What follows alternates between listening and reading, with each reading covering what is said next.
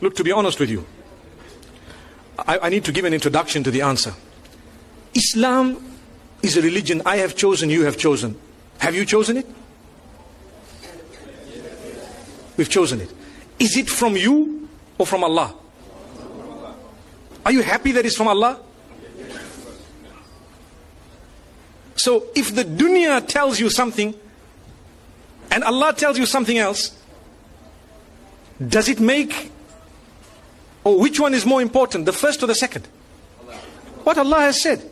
So even if the whole world is doing something and we are taught that this is not supposed to be done in the deen, we should not be feeling it hard in our hearts to say, Allah, if I die today, I know that I chose to be a Muslim and I chose to worship you and I know it's your rules. You know, it's so difficult today to talk because you're talking to a secular world and sometimes they will pick on a small point of yours and they will make it a big issue for nothing, but not realizing that we do believe you are free to choose whether you're a Muslim or not. But the fact that you chose you're a Muslim, you are not free to change Islam. That's what we're saying. You cannot come and say, no, you know what, Islam needs to be modified. Well, then tell yourself you're a modified Muslim. Someone says that you're a Muslim, say, no, I'm a modified Muslim, you know.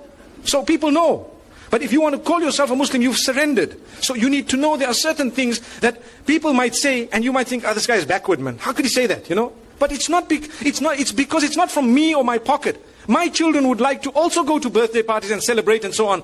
I sit them down and I explain to them what the candles are all about. Do you know what the candles on a birthday party are all about? In ancient Europe, when the winters were so bad that people used to go into literal hibernation to keep themselves warm in whatever way they had. And when they would come out, they would count the dead. Did you know that?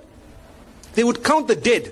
And in order to celebrate the fact that those who are alive have passed through the winter and survived and fought nature, which means nature came to kill us in the form of cold. And because we fought nature and we stayed alive, now we need to defy it by blowing up candles. So they would put how many ever candles of their age and blow them out to show we can defy it. It's something that we believe is rooted in the medieval Europe. And it comes with its own satanic origins and so on. But people today say, what's wrong? What's wrong? I'm blowing the candles. But you don't realize it's like an act of worship of the pagans. And we're saying, you know, and people have made it a culture and a tradition. The same applies to so many other things. You know, like Valentine's and so on. People start saying, but what's wrong? How come these people, you know, you're not allowed to show your love? Well, to be honest, we're being fooled by believing that, you know what, you need to celebrate the fact that you're 1 year older by throwing a big party, everyone must come, but you don't know that now you're closer to your grave, for example. Or there are more responsibilities on your shoulder. I'm not saying that when your age turns, that you must not make dua to Allah, Ya Allah grant me a good age and so on. But firstly, we have a Hijri calendar. Secondly, these teachings are foreign to Islam. They are actually incorrect, invalid. But they come from Allah, not from me, not from you. If I had it my way and you had it your way, we would be throwing parties because our kids put pressure on us, so do mine. But we have to speak to them, address them, try and explain to them and, you know, get to the origins of it. The sad reality is people take part wholesale. So they'll tell you, but they did it. But these people did it. That's the peer pressure. Sadly, we're living in an age, al-qabidu ala dinihi kal-qabidi ala jamr. A person who wants to hold fast to the deen is someone similar to he who is holding fast to, you know, a red hot coal, for example.